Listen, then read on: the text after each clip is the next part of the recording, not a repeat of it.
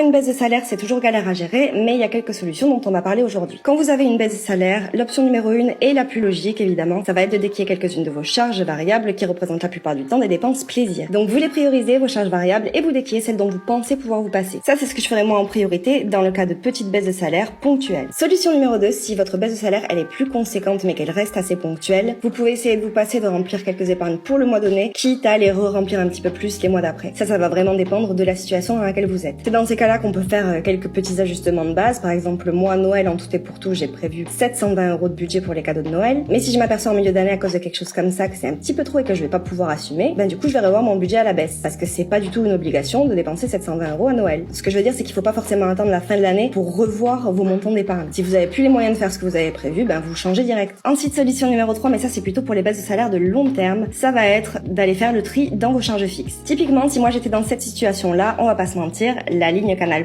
là, elle saute direct. Parce que si j'ai plus les moyens de me payer Canal+, je me paye plus Canal+. Ensuite, il y a tout ce qui est abonnement, internet, téléphone, etc., etc.